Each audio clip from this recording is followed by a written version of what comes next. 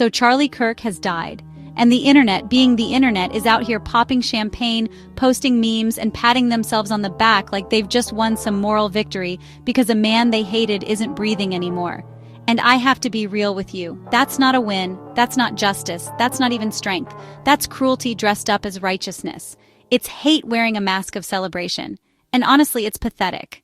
Now, I know some of you already feel triggered just hearing me say that, because maybe you didn't like Charlie. Maybe you thought he was too outspoken, too controversial, too Christian, too conservative. Maybe he said things that rubbed you the wrong way. And hey, fair enough, he was a bold man, and bold men are going to ruffle feathers. But before you clap your hands at his death, before you cheer from the sidelines, let me ask you one very simple question.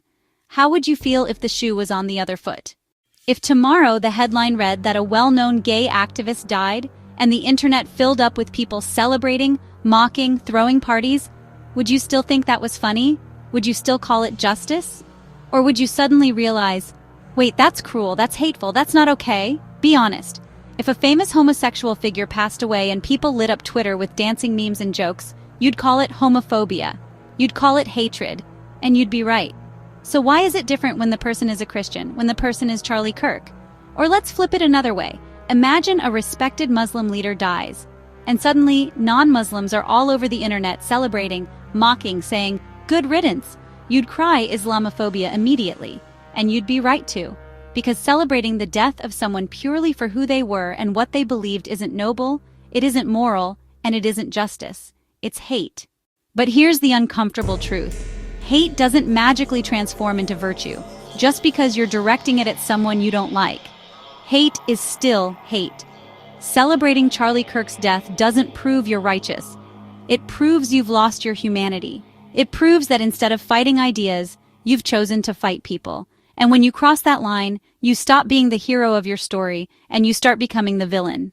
See, Charlie Kirk wasn't perfect. No man is. But let's at least be honest about who he was. He was a devout Christian who stood on his Christian beliefs unapologetically. He didn't bend. He didn't cave. He didn't bow to the cultural idols of the day. He was bold. He was controversial. He spoke truth as he saw it through the lens of Scripture. And for that, he was hated. But let me ask you this.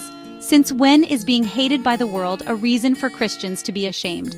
Jesus himself said, "If the world hates you, keep in mind that it hated me first." The fact that Charlie Kirk was hated for standing on Christian beliefs isn't an indictment against him. It's actually proof that he was walking the path Christ warned us about. And now he's gone. His voice is silent. His work on this earth is finished. Whether you loved him or hated him, that's the reality. And instead of reflecting on that, instead of asking, what does this say about me? What does this say about my values? What does this say about the world I'm helping build? People are out here cracking jokes and clinking glasses like death is some kind of trophy. But here's what nobody wants to admit. When you celebrate death, you reveal who you truly are. You show that you don't just disagree with ideas, you despise people. And let's be clear, disagreeing with Charlie's beliefs is one thing. That's fair game. Argue with him, debate him, break down his points. But celebrating that his heart stopped beating, that's not moral courage. That's not social justice. That's spiritual bankruptcy. Because let's cut through the noise. If it's okay to cheer the death of a Christian today, then what makes you think it won't be okay to cheer the death of a homosexual tomorrow? If it's okay to celebrate the death of Charlie Kirk, then why not celebrate the death of Muslims, or atheists, or feminists, or literally any group you disagree with?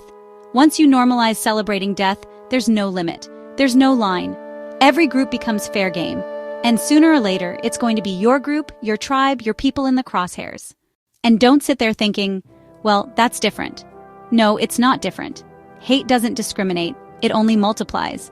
You open the door by celebrating one death, and you've just invited the spirit of hatred to set up camp in your culture. And trust me, once it's in, it doesn't stop with your enemies. It comes for you too. Charlie Kirk wasn't a monster. He wasn't some kind of evil villain.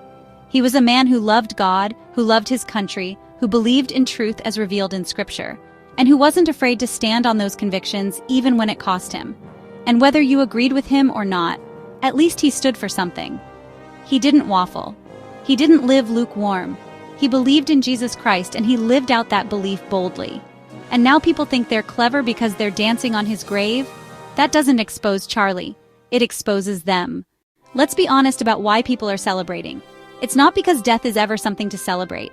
It's because they couldn't defeat his ideas. They couldn't shut him up while he was alive, so they're mocking him now that he's gone. That's not strength, that's weakness, that's insecurity. Because celebrating death is the weapon of cowards. It's what you do when you can't win in the realm of truth, when you can't stand toe-to-toe with someone's arguments. So instead, you wait for mortality to do the work for you, and then you dance on the coffin like you earned something. Pathetic. Now let's pull this out a little bit. Let's think forward. Because this isn't just about Charlie Kirk. This is about what kind of world we're building, what kind of culture we're endorsing. If you cheer for the death of people you disagree with, what happens when the people in power change? What happens when the pendulum swings back, as it always does? What happens when suddenly you are the one being marginalized? You are the one being mocked. You are the one whose death gets cheered. Are you going to be okay with that? Are you going to shrug and say fair's fair? No, you'll be crying for justice, crying for compassion, crying for human dignity. But you'll be crying into a culture that you helped poison, a culture where dignity doesn't exist anymore. That's the world we're heading toward if we don't wake up. A world where people don't argue with each other anymore. They just wait for the other side to die. A world where instead of ideas clashing, graves are cheered. And let me be blunt, that's not a civilized world. That's not progress. That's not justice. That's barbarism dressed in hashtags. That's tribalism in a suit and tie. And as a Christian, I've got to call it for what it is. Celebrating Charlie Kirk's death is nothing more than sin parading as virtue. Because Scripture is clear. God alone has the authority over life and death. Not me, not you, not Twitter, not the comment section. God alone. And when you cheer death, you're trying to sit in a throne that isn't yours. You're playing God without the wisdom, without the justice, and without the holiness that comes with it. And that's dangerous ground. The Bible tells us to mourn with those who mourn. It tells us that every single person is made in the image of God, which means every single death is weighty. Every single death matters. Even the deaths of people we disagreed with. Even the deaths of people we didn't like. Because death isn't just the end of a heartbeat. It's the stepping into eternity.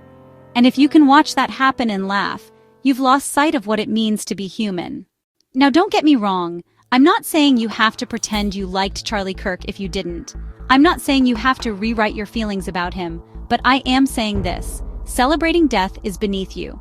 It's beneath all of us. Because it reduces us to the very thing we claim to hate.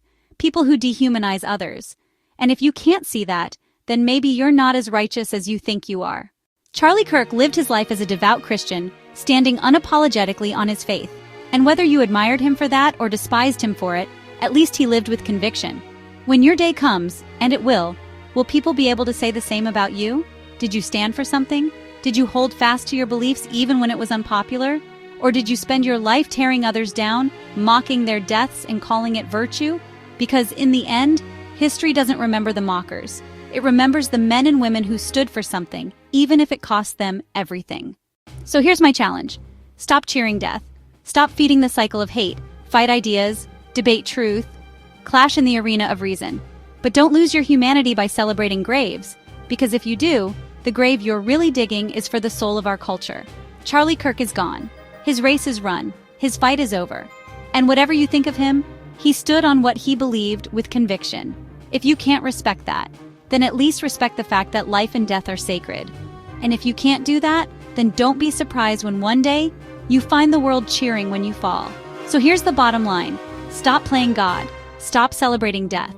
Because the second you do, you prove you're no better than the very thing you claim to hate. Thank you for watching. Please like, comment, share, and subscribe. See you next time.